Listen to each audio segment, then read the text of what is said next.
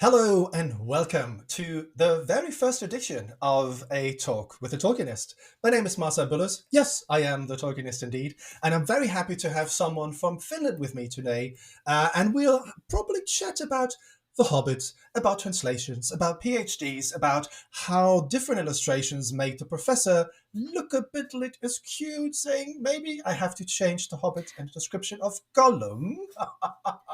I am very happy to welcome Sonja Virta. Hi, Sonja, welcome. Hello, thank you for having me and introducing me.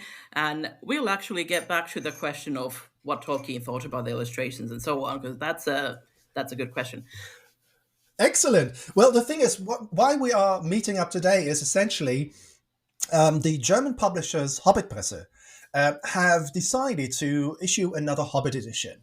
You know, always interesting, always lovely. But as most of you know, in the last, let's say, 25 years, we've seen a lot of different editions of The Hobbit, Lord of the Rings, Silmarillion, etc.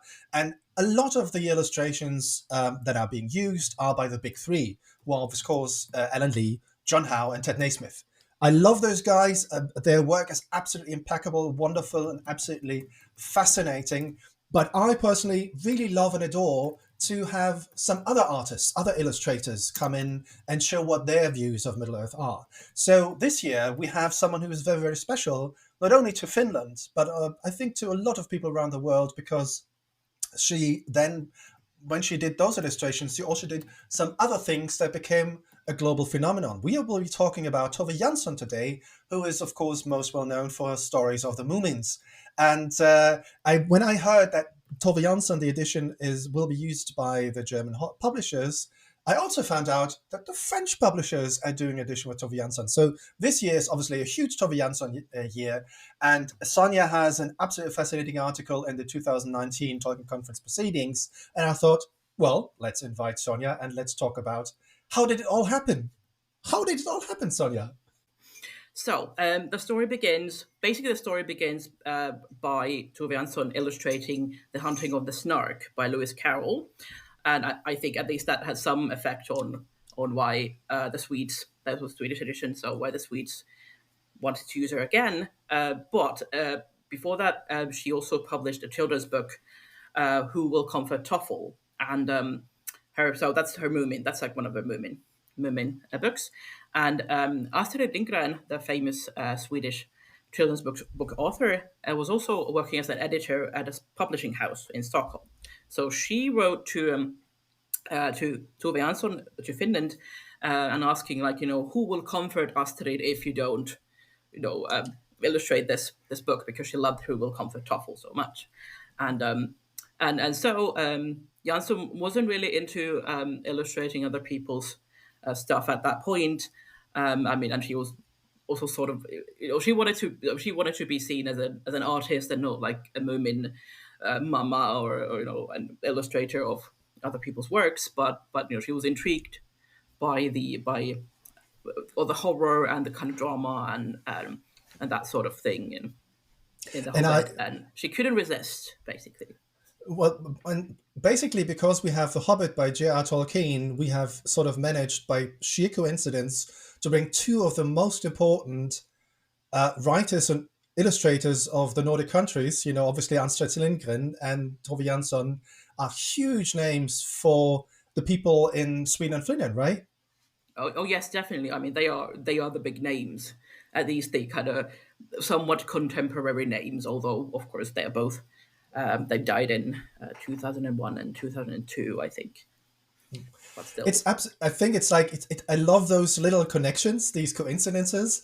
That I mean, when I first heard about the Tove Jansson edition coming out, I thought, oh, this is cool. I personally, unfortunately, I haven't read many of the Movements. I grew up with the Movements a little bit because I saw the animated series when I was a kid in the 70s and 80s. So they've always been sort of been in the back of my mind. But I do remember that at the time the Japanese style anime manga versions of the Heidi series, something like Captain Future, back in the early days of anime and manga, were the ones that sort of stuck with me, particularly because they have some really, really title songs. I'm not sure about whether I remember the movements correctly on the song singing that stuff, but Anyway, I remember Moomin Papa and Moomin Mama and the Moomin Troll and all these things, but they never really they're close to me. I knew the name. I thought she's an absolutely fascinating illustrator and artist. And then I read your article, and I went, searching and getting a bit more bigger. And then Astrid Lindgren dropped in, and I thought, how the hell is that not like the story of this year? Yeah, probably the reason why it's not the story of the century is that in the end, although Astrid Lindgren was saying that this would be the children's book of the century, and people remember it, Yeah, after we are gone, after two yeah, of us are gone, and but then it wasn't a success. Although people later on say that no one liked the illustrations or the critics didn't like it, yeah, but later on, Björn Sundmark from Sweden then actually checked the reviews from the 1960s, and most were quite positive.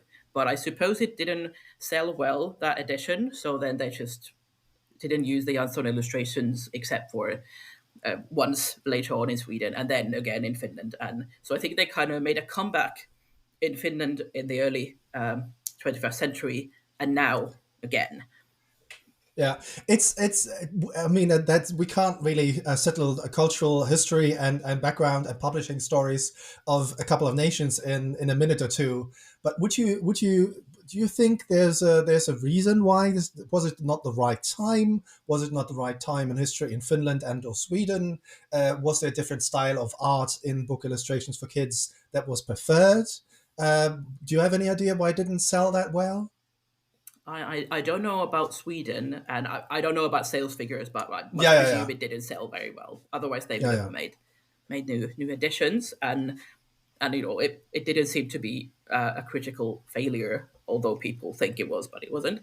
I think might have two things. I think, of course, at this point, it was published in 1962. This Swedish Yep. translation with Jansson's illustrations, and of course, the Lord of the Rings had came out quite recently in English. And at that Ah, point, yeah. people's idea of what the Hobbit is about started changing.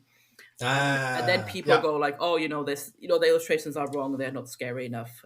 There's also other reasons why they are not scary enough, that are not Jansson's fault. But this might be one thing that people don't see, that it was a different book when it wasn't a part yeah, of the Lord of the Rings. So maybe that hasn't. I mean, at least some later reviewers who then don't realize that, hey, you have to take into consideration that that Jansson couldn't really know about what the Lord of the Rings was about, and other reasons that I'll get back to later. When it comes to Finland, the Jansson illustrations and the Hobbit was first translated and published in Finnish in 1973, and so they used the yeah, Jansson illustrations. I mean, of course, why not? I mean, yeah, yeah, yeah. of course, we should do that. But then I'm not sure how well that sold.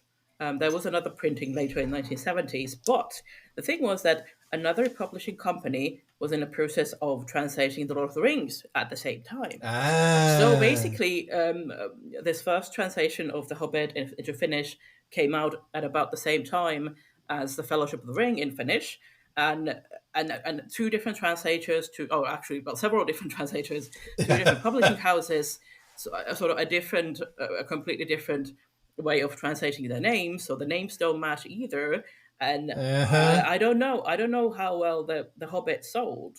It might be that the Lord of the Rings kind of. I mean, at least for us later generations, the Lord of the Rings was sort of it was victorious in the battle of these two translations, because Yeah, yeah, the Lord of the Rings, they kept making new editions of that, and later on the same publishing house and the same translator translated the Hobbit, retranslated the Hobbit. So that yeah, so that newer Hobbit translation is the one that most people know of. It's the one that, I mean, you can't get the old.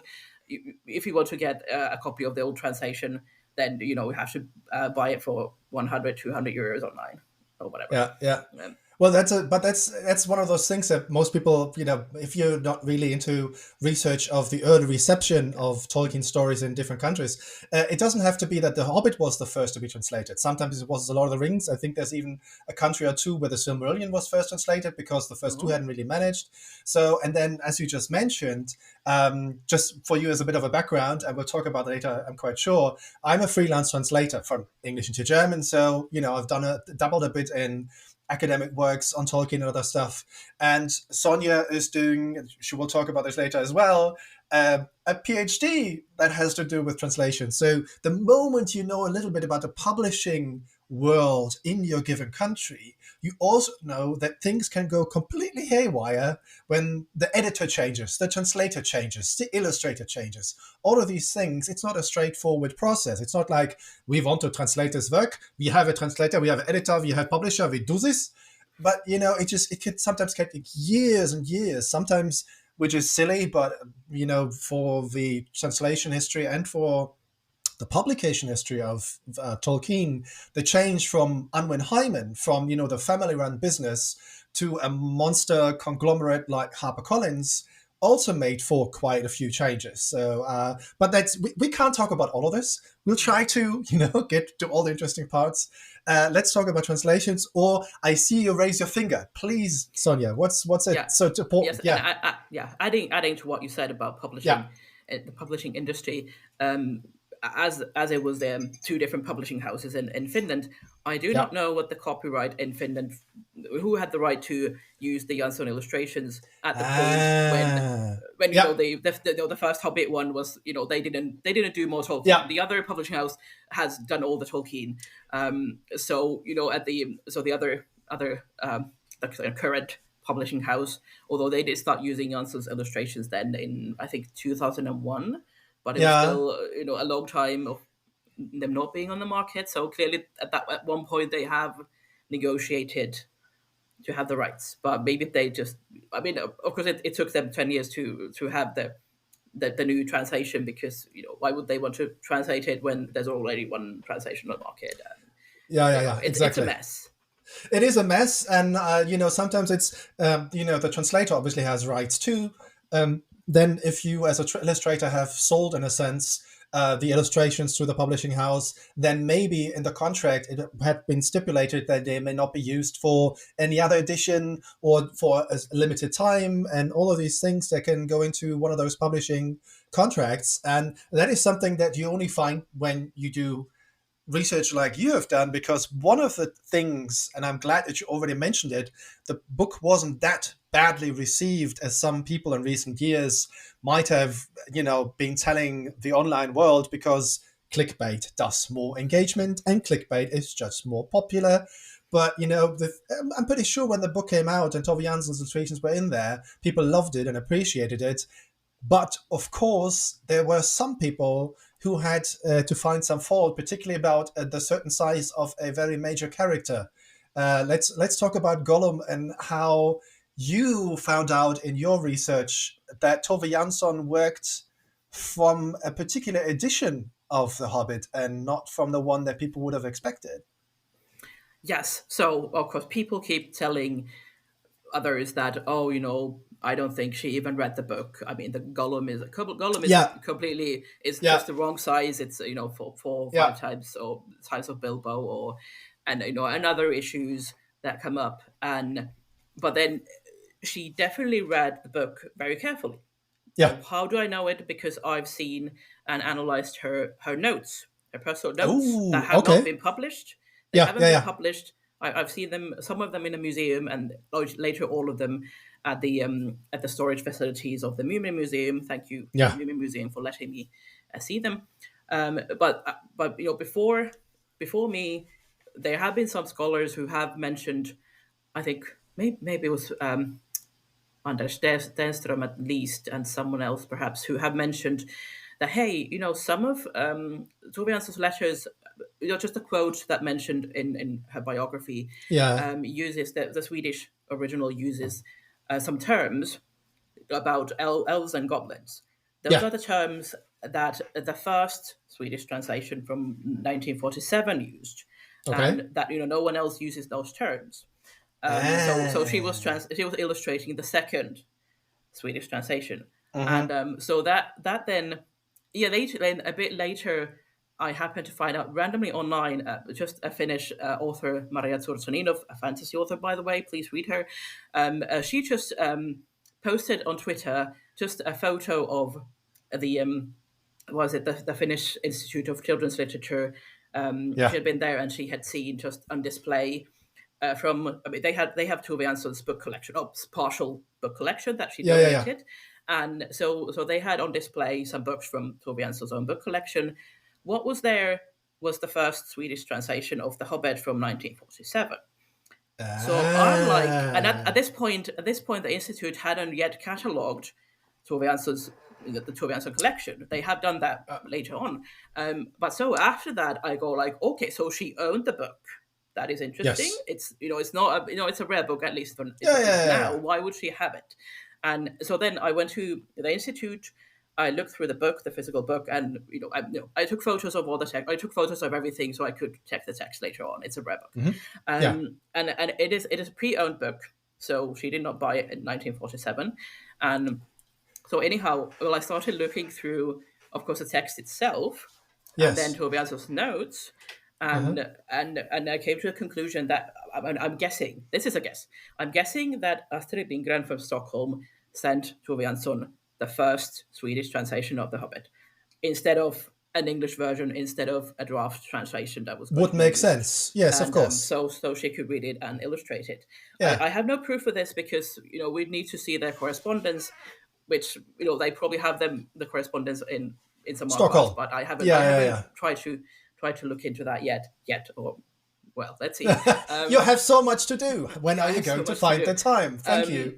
but so when I looked, then when there was the museum exhibition several years back, I gave talks there about, because I already studied the illustrations, so I gave 2 talks about illustrations, and then started looking at the notes that had been on display, and comparing what the notes say, and when it comes to the this first Swedish translation, and so it's not only like 2 terms that match with that translation, but not with anything else. But there are several details, like textual details, that Jansson's notes mention, and that like the first. I mean, the point is that the first Swedish translation wasn't a very good one if we're talking about how a Tolkien fan would like a translation to be. Ask the professor. We would like it to be correct, like correct, to represent the book as it was in English. So we don't. That's want a whole any different omissions. story. Yeah. We don't want any omissions. We don't want any changes. But the problem was that the editor or the publisher of the first translation basically abridged it, like a places, and basically censored it. Like it was, the scary bits, censoring the scary bits, and so on. It is one of the reasons that Tolkien wrote the guide to the names and translation suggestions and all these things. And Tolkien himself said, I wanna know what is happening with the translations right now. That was something that pissed him off. There was also the translation of The Hobbit, which ended up being Hobbit and not Hobbit or whatever. So Tolkien did not like that change. So that was one thing. But the other thing is that because it was such an early translation, it was based on Tolkien's original The Hobbit, which has a different storyline in The Riddles in the Dark. Definitely, because Tolkien, after Lord of the Rings or during or whenever it was, Tolkien rewrote The Riddles in the Dark because suddenly the ring is important. Suddenly we don't, because originally Gollum just would have given up the ring because he had lost the contest of riddles, but then he couldn't find it. So instead, he showed Bilbo the way out, and they were like, "Okay, thank you, bye bye." I mean, Gollum wanted to eat Bilbo, but because he lost, he was like, "Okay, well, I'm a good loser. I'm a nice guy." Isn't that a wonderful exchange? Oh, I could eat you, or could just show you a way out. Yeah. Oh, I lost. I've got to show you a way out. Thank you. Yeah. And it's like that is so innocent and so lovely and so naive. It's a children's book. That's how the story goes. Yeah. Yeah, but of course, then later on with The Lord of the Rings, Tolkien goes, "Oh, actually, I can't have a person who has just lost the ring being all yeah, that's fine. Oh, I've lost the ring. Yeah, Oh, yeah, not too bad. And I'll show you the way out. But so he changes Gollum completely, or not completely, but certain aspects of Gollum and the absolutely, storyline. yeah. He And the changes them. ring, So yeah, and the ring. And of course, the new Gollum is much scarier. So there's a scariness yeah, again. yeah, yeah. Jansson didn't know about many of the scary bits in the story because they had been removed. They weren't there in the text yet, Yes, and yes. so on. Um, and then the other thing, specifically about Gollum and Gollum's size, is that of course this original version did not have the scene with Bilbo jumping over Gollum No, 7 feet yeah, forward and 3 in the air, yeah. because Gollum just showed Bilbo out. Um, It so wasn't a small slimy creature that was yeah, added small later slimy on. creature was Yeah, yeah. It also wasn't. it was Yeah, mentioned. That was added even after. I mean, of yeah, course, the new storyline was there in the second Swedish edition, but the translation. But she yeah, did not read it, so she wouldn't know. But then the small slimy creature was then added even later after yeah. Janssen's illustration. Because it So there became was so clear, yeah, that yeah, artists would yeah, obviously read the story and bring up a creature and describe and use it and illustrate it that didn't work with Tolkien because he had by then written obviously the Lord of the Rings yeah. and the story. And one of my favorite findings that I really love is I can only suggest you read The History of the Hobbit by John D. Radcliffe, because the story that he told his children, that's where the Hobbit, essentially comes from, led the children, who are incredibly creative, to start doing their own stories. And they had all sort of the characters that their father had invited them to, and they just swapped the names a little. They changed a little bit, and you had this and that. And there was a magician, there was a bear, whatever. And it also had Ollum, the frog. So the reason, that and obviously the artists at the time couldn't have known because that had not been published, and they didn't know about it, we now know today, but that some of the German editions have massively, massively huge, oversized frogs in the story is actually more accurate than you would believe. Oh, that's nice. Yeah, yeah, And yeah. and actually, the huge Gollum. I mean, Tolkien. I mean, it has been argued that Tolkien hadn't yet decided, or they didn't realize that Gollum is a hobbit. Yeah, yeah, Because yeah, exactly. it's just I don't know who he is or where he came from, and it's like it's just a monster there. But then later on, it's like, oh, actually, I have the ring thing, I have the Hobbit thing. I'm going to Yeah. rearrange this.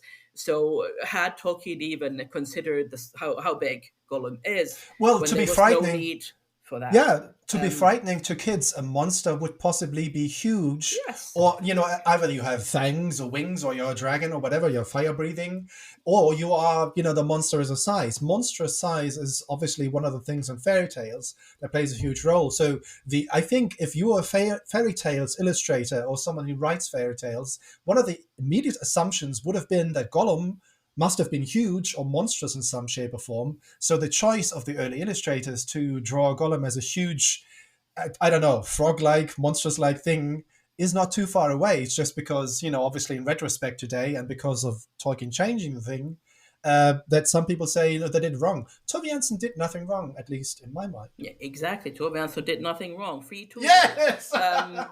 and of course the problematic bit is that even with the second Swedish translation, where her illustrations first came out, this translation already has the new Riddles in the Dark storyline, Yeah. although it doesn't have the small slimy creature bit yet. Yeah. But of course, the problem is that you have a huge Gollum illustrated in the book, and then 10 pages later there's the jumping 1 meter up in the air and over Gollum, which is like, Yes. you can't if that's a 3 meter Gollum, you can't jump over him if it's less than No, 1 meter. not for Bilbo.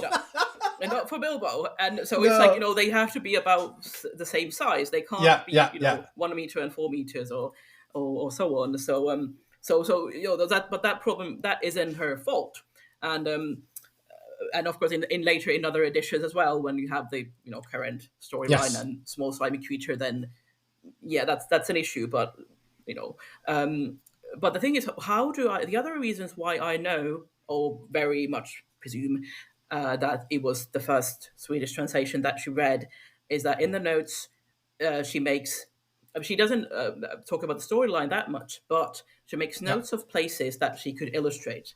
Okay, Yes. here I have I have what was it, a fir tree, and I can't remember the three Yeah. species, but I have these three species, and I have five dwarves in this one and three dwarves in Yes. that one, and so on. And so, which means that she read the book carefully, That but would have been in the also notes. That would have been in the in the notes notes. and the commentaries. Yeah. Okay. Okay. Okay. Yeah, sorry. Yes, in her private notes, but also in these notes, she has page numbers that exactly correspond to the first Swedish translation.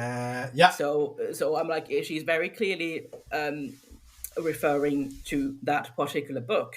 No edition has the same page numbers. Not really. Yeah, Yeah. Yeah. yeah. Yeah. I mean, Yeah. because Yeah. I also, I mean, because I checked a couple of other, I checked Yeah. the because I have the first edition facsimile of The Hobbit in English, and I just, Yes. for funsies, I checked that. Yeah. Yeah. Yeah. Yeah, but just, what are the odds of um, perfect correspondence of those? I mean, when she's referring to specific page numbers, those are clear. Then what Yeah. are the odds of it only being correct for that one and all of them? Exactly. And Yeah. so, I mean, of course, I can't, as an academic, I can't say that I'm 100% sure that she used No. that one unless I'd see correspondence that mentioned it. But, Yeah. 99.99% sure. Which is pretty good in academia, I have to say. Very much. Yeah. Yeah, don't tell my PhD supervisors. Or... Okay.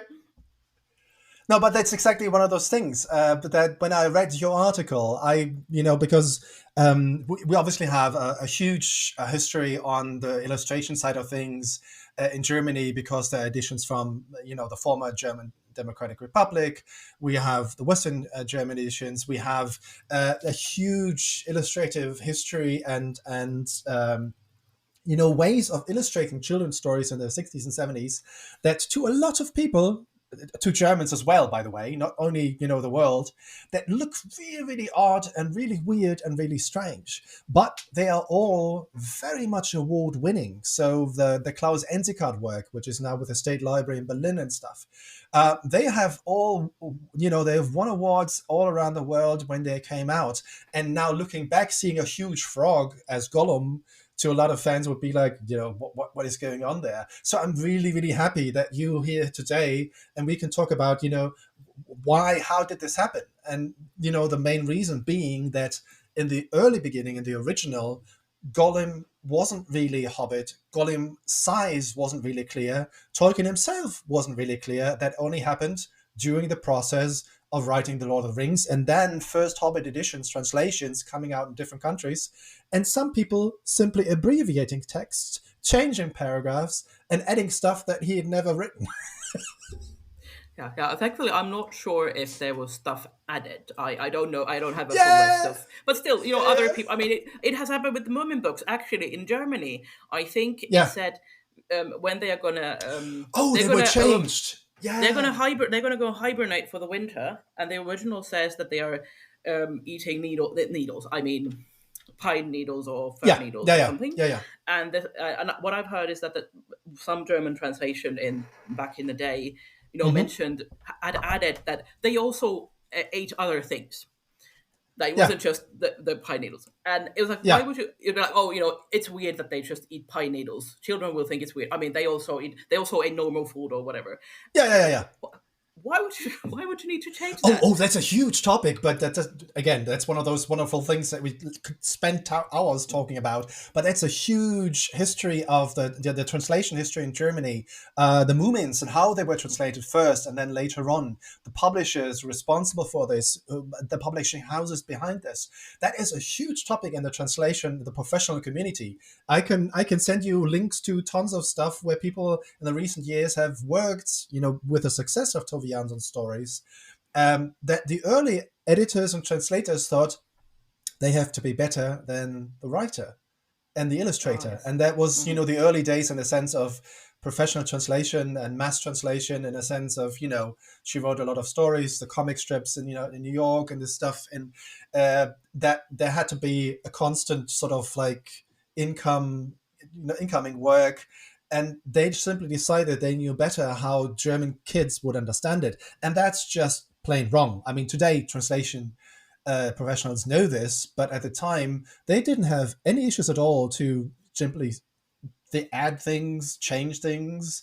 and rearrange things. So and the movements are a huge topic in the professional Yes. community on translations. Yeah, And just wanted to add, outside of Tolkien and the Moomins, yeah, in Finland, the versions, the translations of Anne of Green Gables by Ellen Montgomery, the ones yeah, I've read actually were, sort of abridged and I'm not. I ah, think they did change some bits, but I yeah, did not yeah, know this at the time.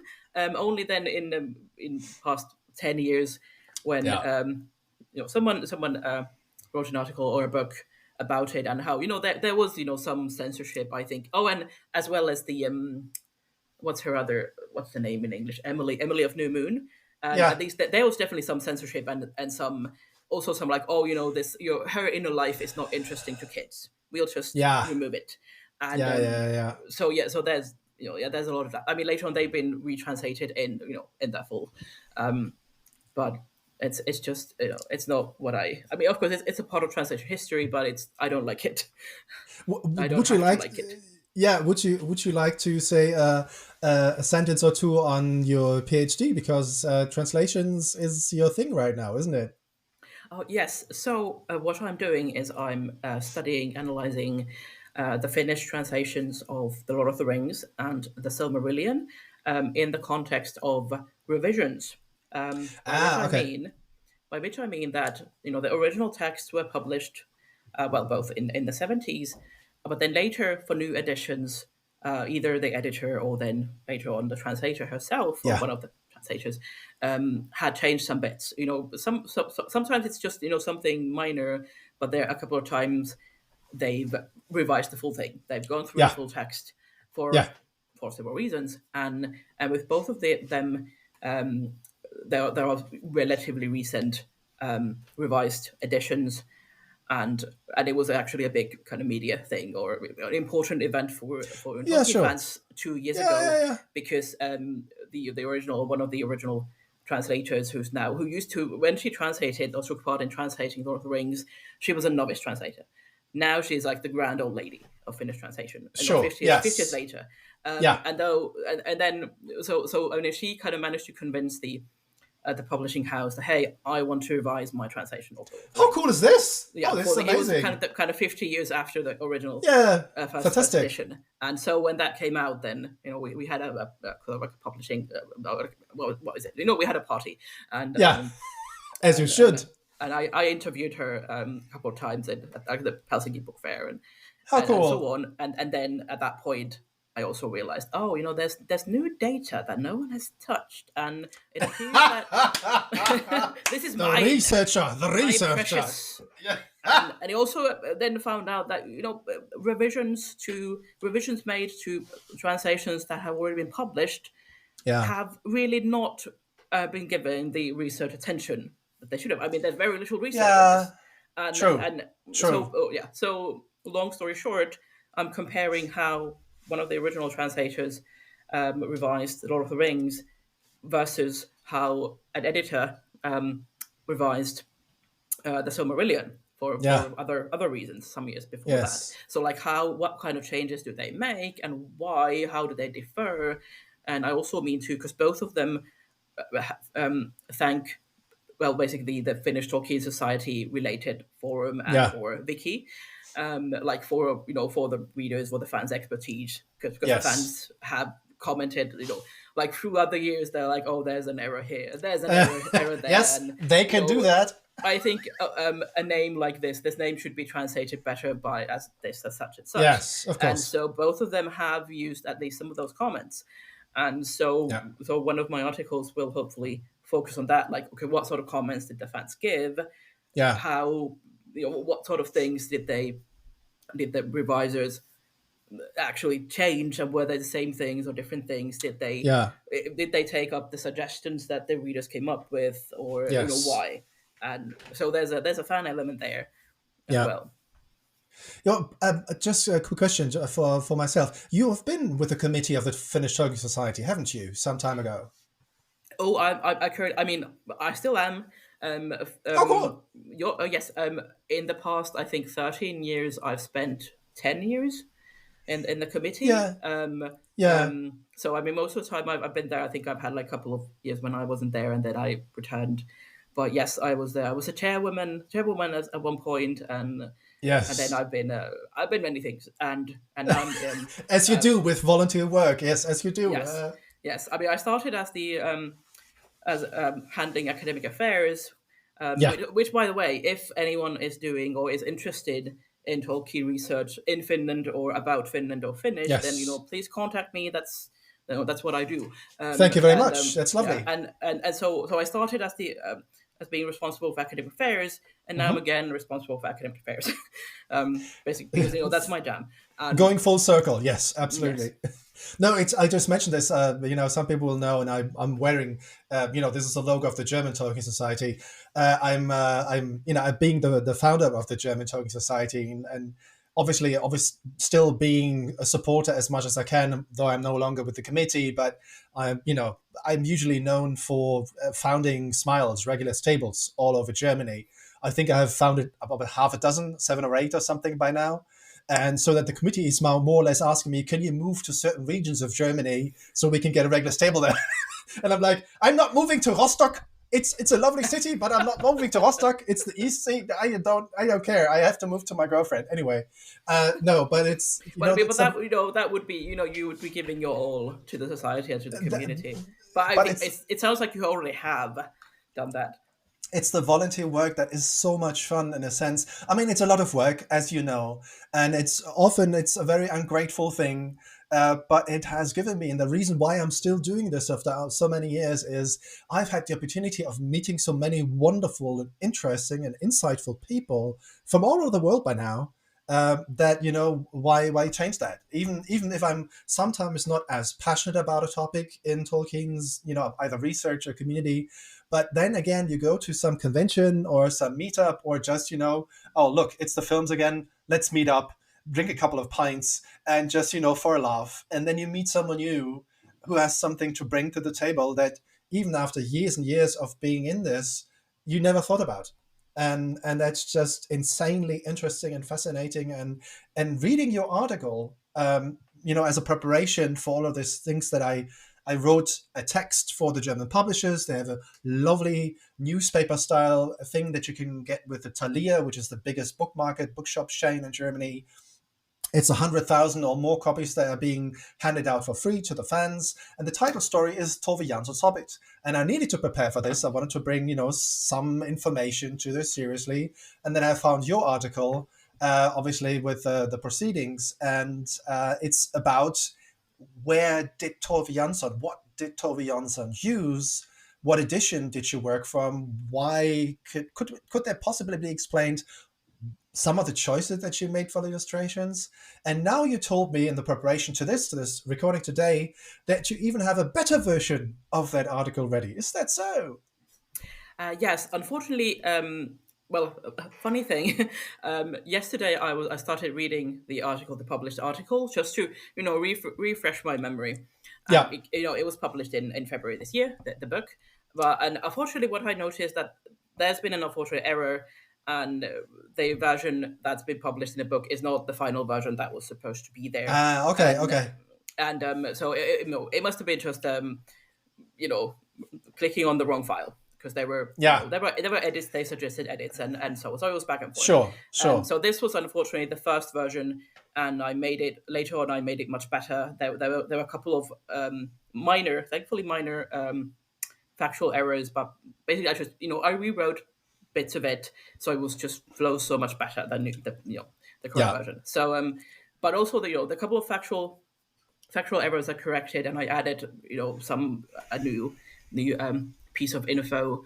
But I mean, basically, it is the same argument. It is Yes, it is the same argument. data, Yes. so on. Yeah. But Yeah. but it's just unfortunate because this wasn't the version that was supposed to be in the book. But I mean, they have volunteered that they could we could maybe change it. But I'm looking into whether I should publish it elsewhere, maybe Yeah. on Yeah. Yeah. access, because the Tolkien Society allows it, we keep the copyright. The author keeps the copyright, Which so is very I lovely. can, Yes. so, Yes. but I'm looking into what to do about it, and And it's one of those things, isn't it, that sometimes and that's every academic I've ever met is you have finally finished an article, you send it off, and then about 5 minutes later you realize, oh, there is something I could have different. Even it's just absolutely a minor.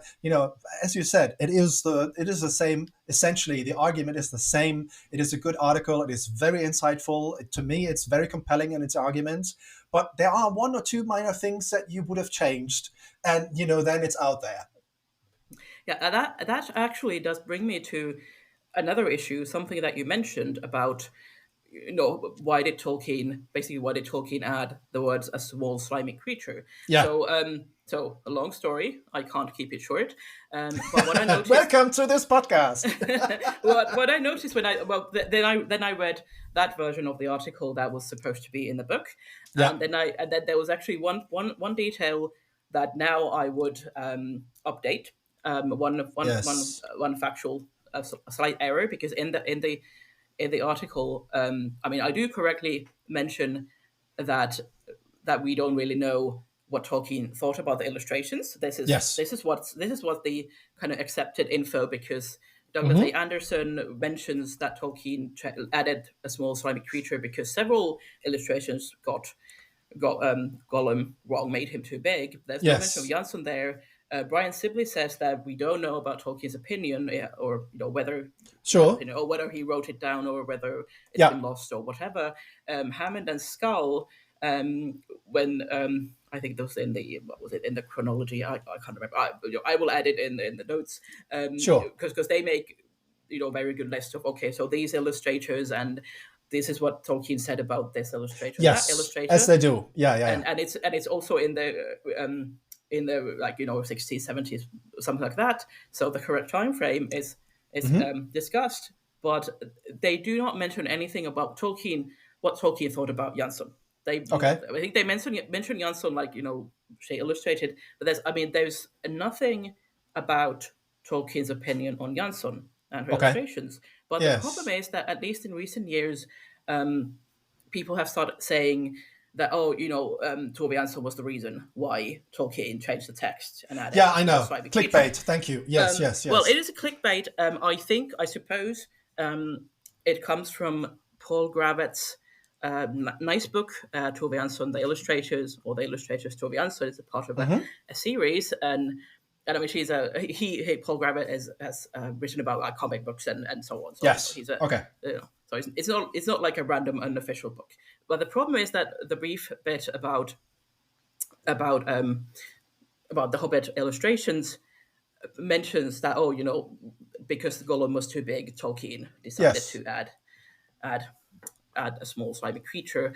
But then there was absolutely no. There are very few references in the book in general. There was no reference to what this was about, and so I was like, "Oh, that it's intrigued. Like, okay, do we have evidence? It's possible, but do we have evidence?" So I emailed Paul Gravett quite soon after the book was published.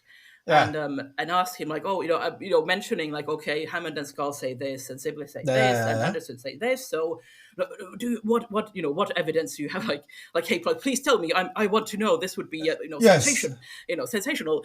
But unfortunately, then he responded kindly that he doesn't have any more info than what's in the book. Nah. I don't know what happened there. Why he would assume it. So it must be a misunderstanding.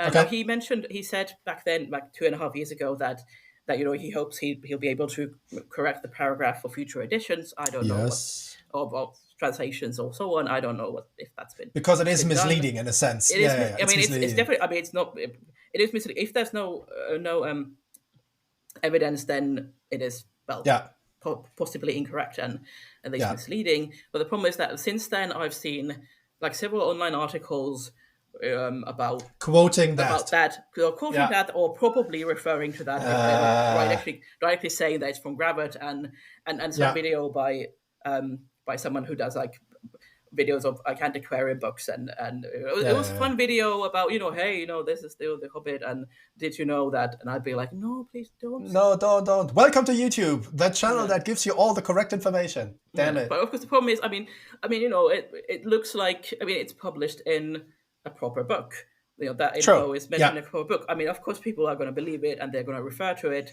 or whether they won't refer to it, they'll just say it, and Yeah. they won't tell why they've said it, Sure. where it's from, and and now it's all over the internet, and I don't know how to how to make people stop.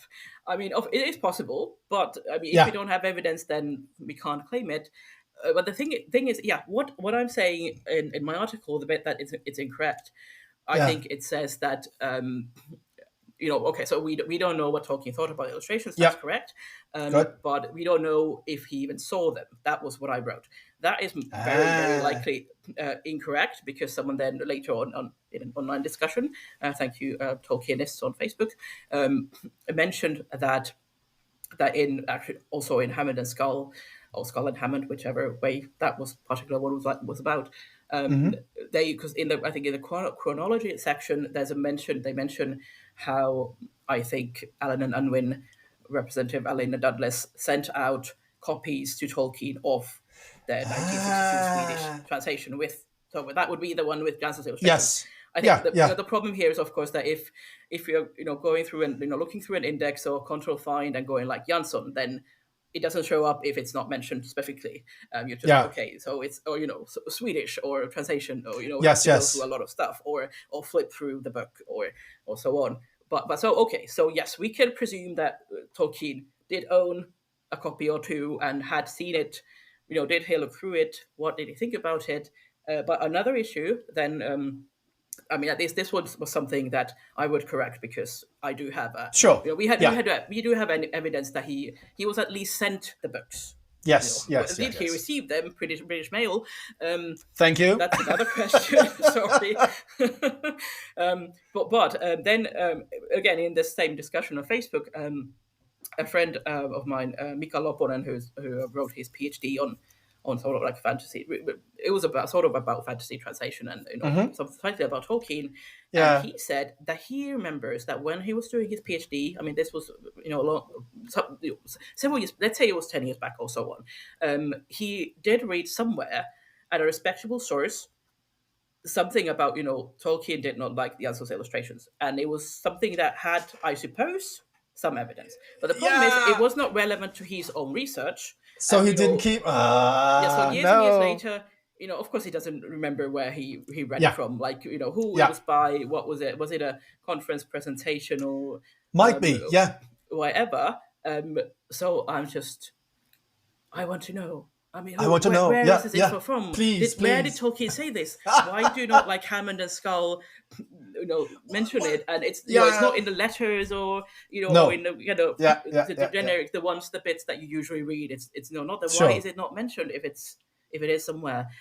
So if anyone knows, please tell me, or have any hints, any Yeah. ideas. But still, even that doesn't say that Tolkien changed the text because of Jansson. And Again. Anderson Yes. says that it was because of several illustrations, Right. Right. I mean, Yeah. so many illustrators made a very big column. So Yeah. you can't That's just blame Jansson. It's not Jansson's no. problem. No, it's a number of illustrations and the style of illustrations. And I think what irked Tolkien most was just, irrespectively of the illustrations, was the translations and the quality of the translations. So I think that by the issues that we have in some of the earliest translations were simply sort of copied onto the illustrations, who would then also make Tolkien unhappy, and that all jumbled together. And understandably, he wrote the guide, on the names, etc. and stuff. So there you go. And actually, if 99.91% sure that she read the first Swedish translation, and I mean that was an illustrated that was an illustration edition, and we do know that Tolkien did not like those illustrations. No. So that one, we know that. Yeah. But there was also a very large Gollum who was just this nearly black blob. I mean, Yeah. Jansson's one is much better, although it's still too large. But Sure. but the thing is that if she read the book, she would have seen that illustration, and actually her illustration has certain similarities to that Yeah. one. I mean, of course, it's different, but you have kind of a similar type of composition. You have Gollum in the background and Bilbo in the forefront, and sort of looking at each other. And I mean, it's a mirror image, and of course they look different from one another. Sure. But still, it's like there could have been an inspiration that she might have not even thought about. So Yeah. if you see one large golem, you'll be like, of course it's a large golem. It's a monster. Yes. Yeah. And It's and a then lovely the other large monster. Yeah. yeah, and then the other thing, why is any of this important? Well, of course, it's important if the readers don't like the illustrations. I mean, that's not a nice thing. Oh yeah, sure. Yeah, yeah, yeah. And then if they blame, of course, if they blame Jansson for not reading the book when she specifically read Yeah. the book, she did her Yeah. best. But it also seems like, I mean, it has definitely affected, I would say, the fact that for decades and decades, these illustrations, the other illustrations, had only been published in Sweden in the original, Yeah. and then 10 years later in Finland, of course, that's Tobias's home country, and Yeah. then again in Finland in the 2000s. But I think Brian Sibley writes. I mean, because some of the illustrations were published in the official Tolkien calendar in 2016. Yes. Gollum is the only full page illustrations that's not there. Funny enough, so Brian Sibley Okay. writes in the foreword to that calendar. Yeah. He thinks that the reason that the illustrations have not been published in English is Gollum, is that it's too big, Yeah. and I would add that it's probably also the reason why the illustrations hadn't been published outside Sweden and Finland until in the very recent years, when there's been a Norwegian edition, a Danish edition, now the German edition, and the French edition that I hadn't heard about.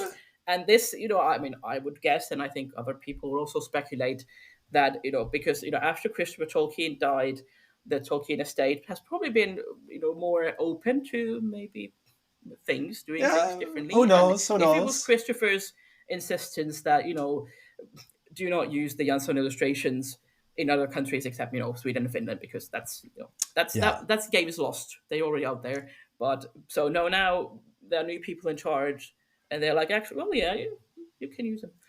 They are absolutely lovely. That's the point. Yeah, they are lovely. I mean, in many ways, they are very lovely. Yeah, and the thing is, what we also have to keep in mind, I think, is you've mentioned Brian Sibley once or twice already, and he's been good friends with, of course, Pauline Baynes, who is in a sense. And in a sense, to use some new parlance, she's like the OG artist. She's the OG illustrator. She's the person who was the first, not only because she's obviously, for all C.S. Lewis fans, for Narnia, the person to have turned Narnia into sort of illustrative reality. But Tolkien obviously also liked quite a bit of her work and the way that she illustrated books. And if you then keep in mind that the history of book illustrations, the golden age of illustration, 19th century, that's how Tolkien grew up with, obviously, with some of the most amazing, Gustave Doré and all those people. And if you then add his personal preferences, then you see Pauline Baynes' style. And then you see all of the, let's face it, very different styles, probably also culturally speaking, because someone in Finland will illustrate different than someone in Germany or someone in Italy or someone in Ukraine. Then his expectations will have probably been very, very different to what he got. And then he got a fucking huge Gollum.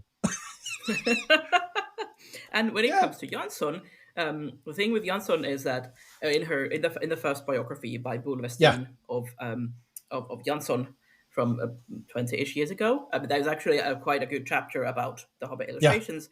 And something it mentions is that Tove Jansson did not want to use the kind of Moomin style. She did not want them to look like the Moomins. That's what I wanted to ask. Yeah. And there's a technique. She changed her technique. Of course, the end result is that yes, it's still some of it resembles the Moomins. Bilbo sometimes often looks like the Snufkin, and actually Gollum has this very similar look as the Groke and other things like that. But she tried. I mean, she tried. Maybe she failed, but she tried because she didn't just want to be the Moomin author and the Moomin illustrator. Yeah, she was like, of course not. Now, specifically, she said that now people are going to see the artist Tove Jansson. Yeah. So what she did is that because the Moomin illustrations up until then, the kind of black and white ones had been kind of very kind of precise, detailed, and so on. And now what she did was she changed her technique by making 20, 30, 40, 50 sketches, like quick sketches. Oh yeah, she did. She made huge number of sketches. Yeah. And sort of until they look kind of like free. So it's not a precise line anymore in the smaller vignettes. Yeah. In the full page illustrations, those are still, many of them are still kind of more of the precise precise type. But I mean, even Yeah. then, there's even them they are a bit more impressionistic. But the vignettes are kind of very impressionistic, Yeah. and and actually, then you can see in her next Moomin book. I think it's the short story collection. It's called Stories from Moomin Valley because it's a different name in Swedish and Finnish. Yeah. Yeah. Yeah. Yeah. Anyhow, in that book, which is the next book, you see there's not only the smaller illustrations, but also the full page illustrations that are Yes. that kind of sketch like very Yeah. impression, like super impression. It's like it's so different from Moomin Valley Midwinter, which is very very precise. And so I mean, so I understand that might not have been Tolkien's cup of tea, but Yeah. Yeah. Yeah. it's something that that she did, that she she just wanted to make something different from what she had done before. But it might Yeah. have been more to Tolkien's liking and many people's liking if she had stuck to the very precise, detailed style. And But that was and definitely a question that I wanted to ask you about because, it's also one of those headlines, it always is, and it's understandable because Tove Jansson is the Moomin inventor, illustrator. She's written those stories and she's obviously globally known. There's just been a huge exhibition in Brooklyn, in New York, which was obviously a huge success. So, and the whole franchise is very much alive and kicking. So much new stuff is being done, films and series, and I don't know what not. But the thing is, I think from the little that I've read so far, and I'm absolutely excited to reading the biography and seeing films on her, and she has such an absolute amazing, fascinating, diverse human being. The story of her life is so fascinating, and I think, and that is just from the little that I know, I think that she's always understood herself as a true artist who always wanted to express herself the very best way she can. But she has been known for the comics, the movements, this particular style. And I think that at some point you realize you're successful, it's wonderful, you make the money and your name is well known, but the artist always thinks, I would love to do something else. A bit like Tolkien to me is, the young Tolkien wanted to be the poet, not necessarily the writer. And you see how he moved away from that because the successes and the work in academia, etc., moved him away from that. But I think that Tove Jansson, when you just answered this question, she wanted to do a bit different. She wanted to do it differently. She wanted to do a different approach. She also did, I think, Alice in Wonderland, didn't she?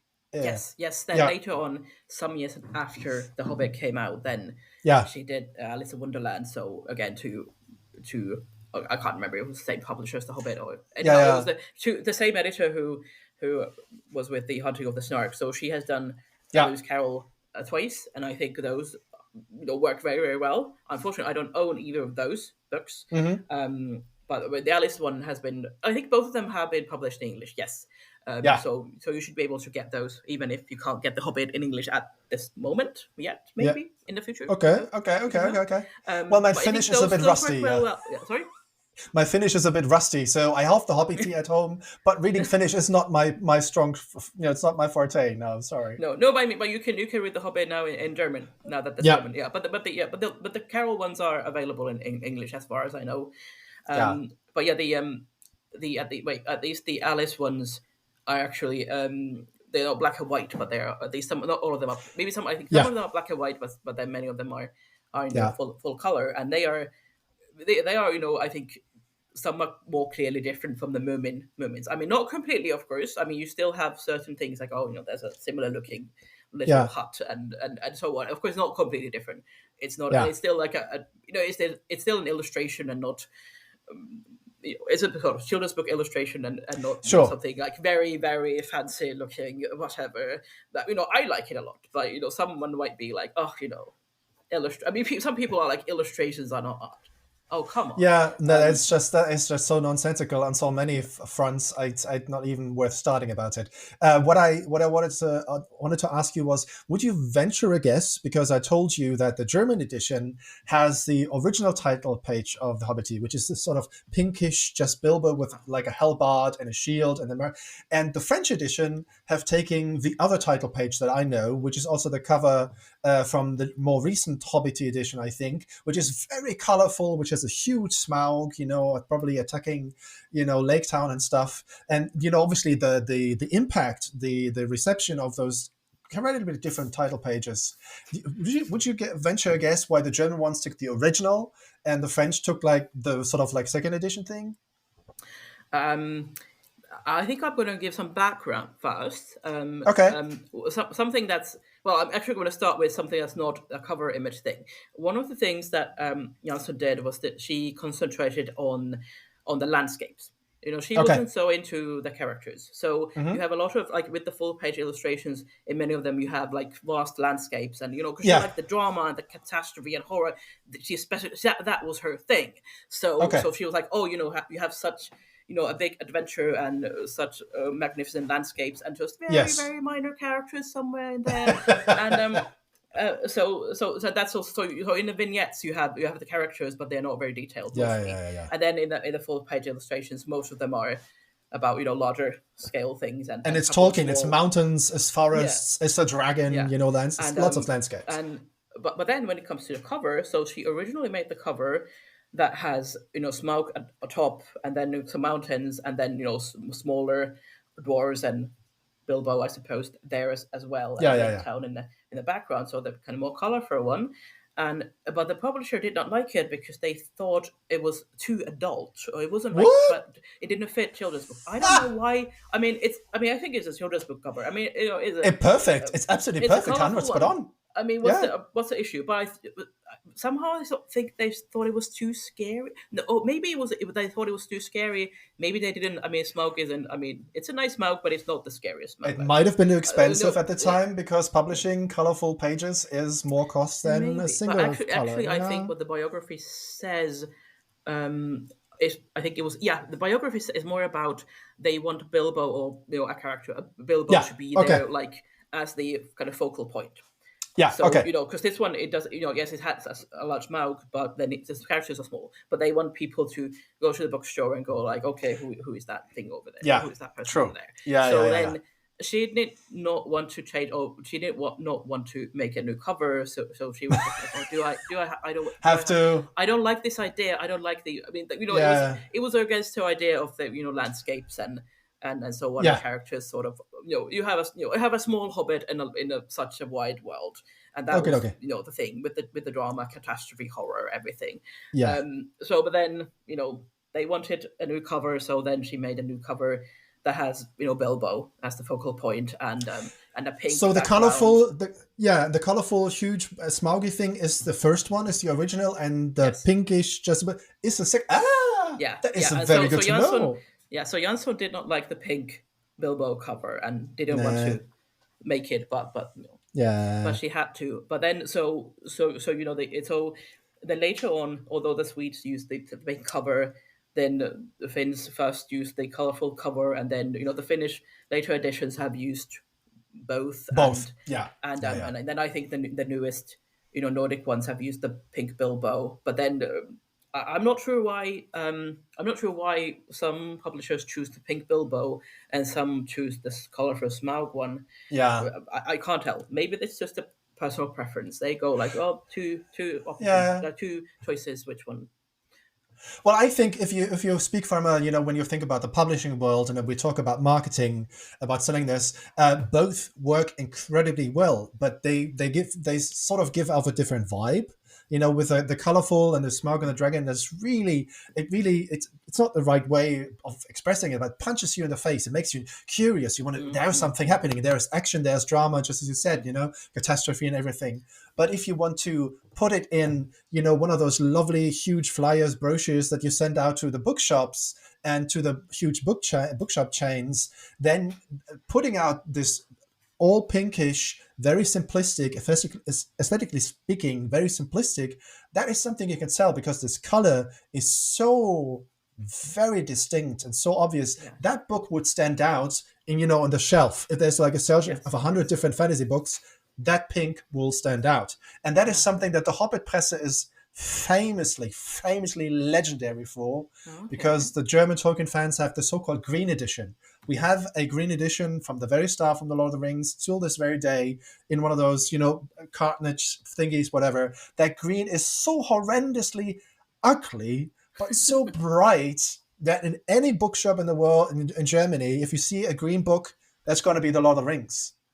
And nobody else has ever done that and achieved that on that level. So it's a legend. It's on marketing levels, it's an absolute legend. So I can understand that the Hobbit Presse went for the pinkish one, because that's kind of part of their signature in selling books, being outstanding and different when it comes to the presentation. So Okay. thank you very much for Yeah. answering my question. That is Yeah. fantastic. Yeah. Yeah. And actually, the additional thing that I think the Boel Westin biography mentions is that the reason for that a new Yeah. cover is that because in Swedish that Swedish translation, the name was Bilbo. Yeah. So you have Bilbo on the cover. I mean, of course, well, True. the Hobbit, you still have a Bilbo, but still, specifically, the name is Bilbo.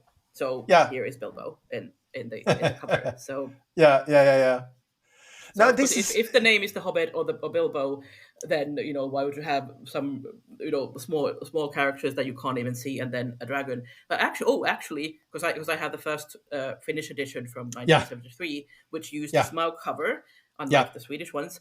But the thing is that the first Finnish translation, the name is translated as Dragon Mountain. It is not translated as the Hobbit. Although the later, the Oh. kind of canon translation Yeah. is the Hobbiti, but this is not. So actually, there you have a dragon and you have a mountain. You don't need Ah, Bilbo on the that cover. explains it. Okay, I yeah. hadn't thought of that before. That's a wow. So if that's the name of the book, then obviously you would want to have a dragon and a mountain on the title page. Yeah, Yeah, but sure. of course, did the title come first or did the illustration come first? We can't know. Well, we could Oh, try to and ask, but that's one of the other things that you mentioned in your article, which I found. So again, one of the parts of the compelling argument is that if a book comes out, let's say 1962, the book is supposed to be published, then you have a translator doing a translation, which doesn't you can't do it in a month or two. So yeah, if you yeah, plan to do this, and again, it's a publishing world, it's not quite different, because the time slots and the chronology of publishing a book is not too far away from the 50s and 60s, even today with all the computers and stuff. But you need to give the translator a lot of time to do research, to see what it's doing. And then you have an illustrator who has to do the illustrations. But that's what you put so wonderfully in the article is, what translation did you work from? Because you could not have used the translation that the colleague was working on at the time of her yes, doing the yes. illustrations. Yes, Yeah. and of course, I mean, although Tove Jansson was Finnish and from Finland, she was a Swedish speaker because Yeah. we have a bilingual country, and so she would have easily read Swedish. Of course, she would. I mean, Yeah. her Finnish wasn't that good, but I mean, she Oh. also she also could have read it in English. I mean, she had as far as I can tell, she had the skills in English too, that she could have read it in English, Ooh. but I mean, there's no evidence that I could have found that she would have had it Yeah. in See, that's English. one of those details that I find so interesting.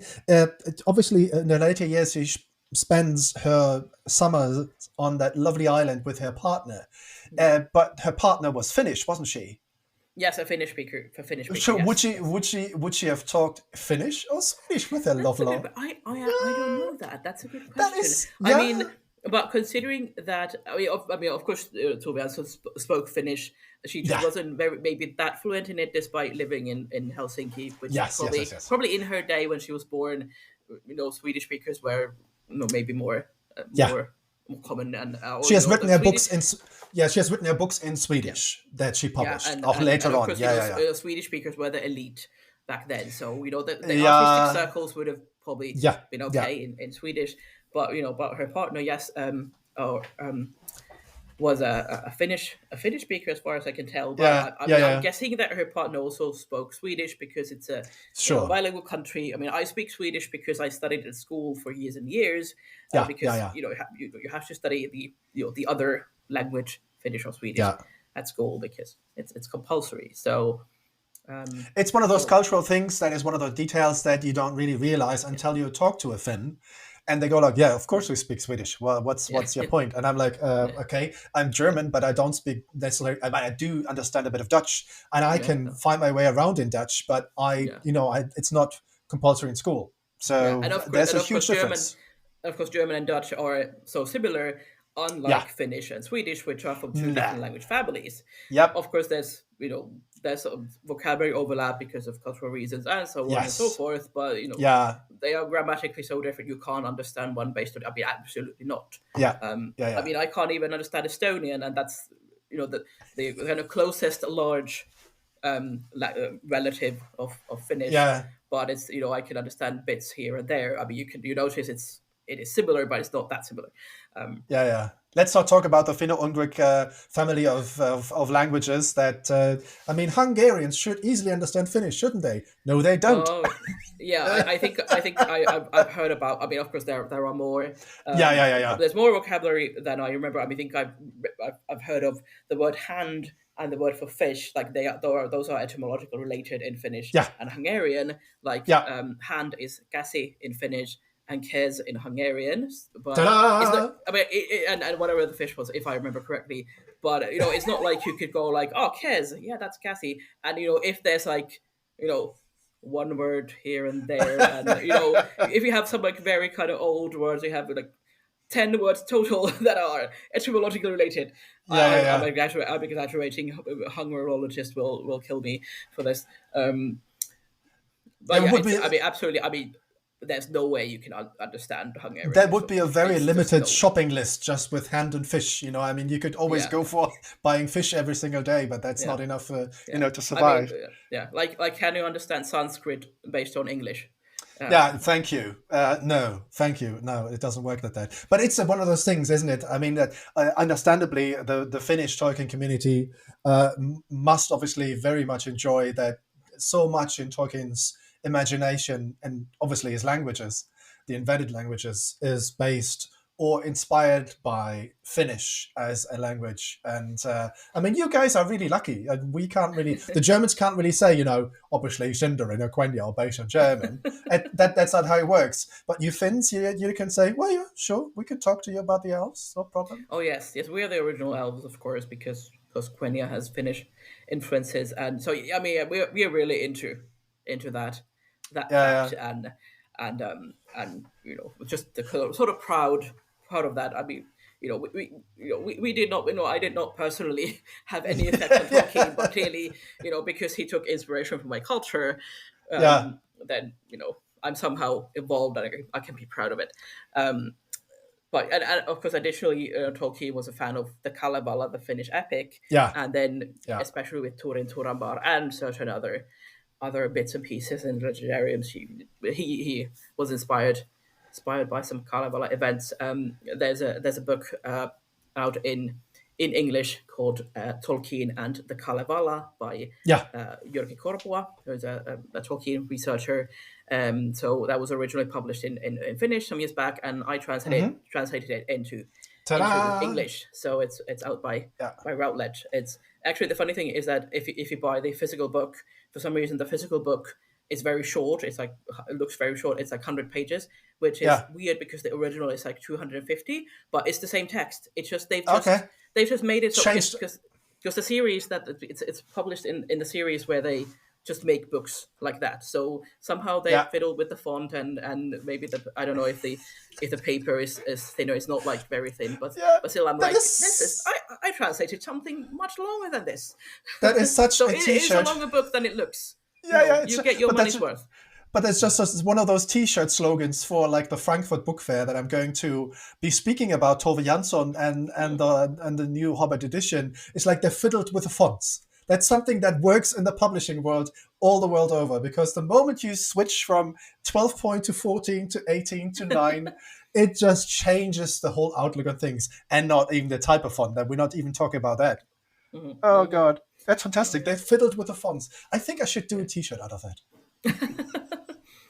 Now, it's been absolutely fascinatingly lovely. Do you have anything else that because we just have the chance about talking about Tove Jansson, about the Hobbit, about Finland, Finnish Tolkien Society, your translation work, is there something you would like to add? Because this has been absolutely fantastically lovely. Yes, I mean this has been a fabulous conversation. The best Friday for. I mean, it's a Friday when we're doing this. So it's the best Friday Yes. in a long time. Uh, well, I think I'm not sure. Did I already mention we did talk about how Tove Jansson didn't want to only be known through the Moomins, but she Yes. specifically said that I want to be known as artist and painter and not because Yeah. she wasn't an author kind of originally. She just wrote No. a Moomin story for herself. During or after the Second World War, because she wanted Yeah. a bit of escapism. Um, but then someone said we could maybe you could rewrite it and we could publish it, and that's then this A, history. a bit But like there's the also Hobbits. Yeah, yeah, yeah. Someone yeah, suggested it that exactly, you publish it. Yeah, yeah, yeah. exactly, yeah. Yeah, yeah. Um, but then but there's also at some point when she had written several women books, and then she was doing the comics, and of course she had the syndicated agreement that she would have to send them 6 comics per week, which Yeah, a is week. a Yeah, lot. yeah. It's a And lot. then she just got really tired of it, and I mean, in the end, she collaborated with her brother, and then the brother Yeah, took over. But anyhow, yeah, the thing was that she was so sick of Moomins.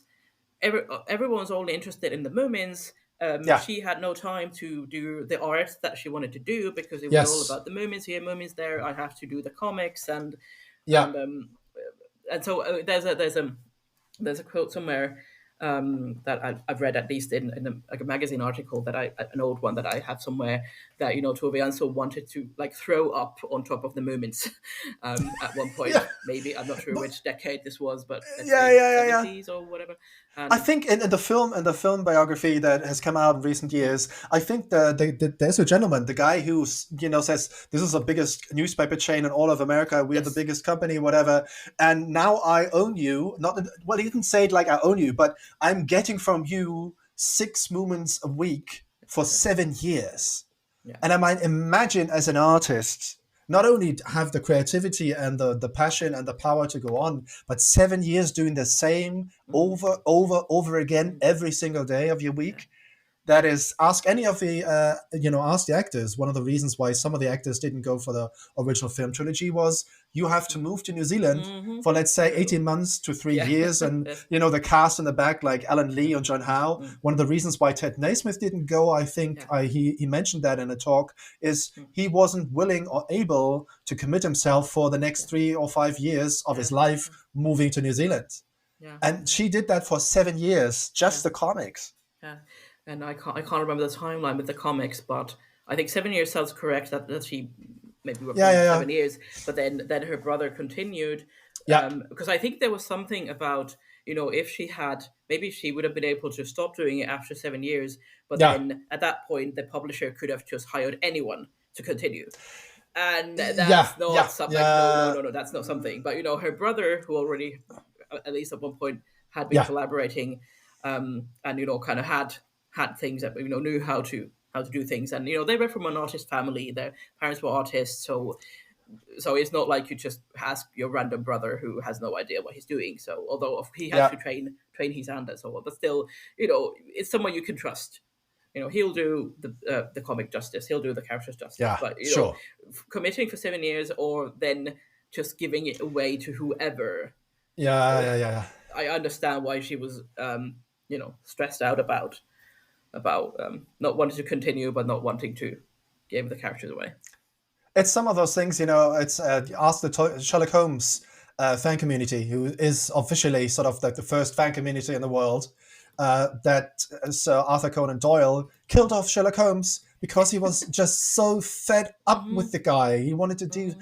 things differently, had other things to say. And, I recently, just for the fun of it, the Lauterbrunnen Tourist Authority invited me to consult on, let's see what Lauterbrunnen and Rivendell may have in common.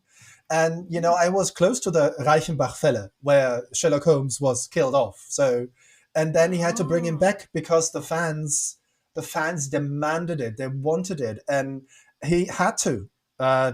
So it's one of those things. Once you have a success and once you are known for something, then being pigeonholed, put into a drawer of expectations. If you're an artist, everyone else too. But if you're an artist and want to do something else, as she did, later also becoming a really successful writer with lovely stories.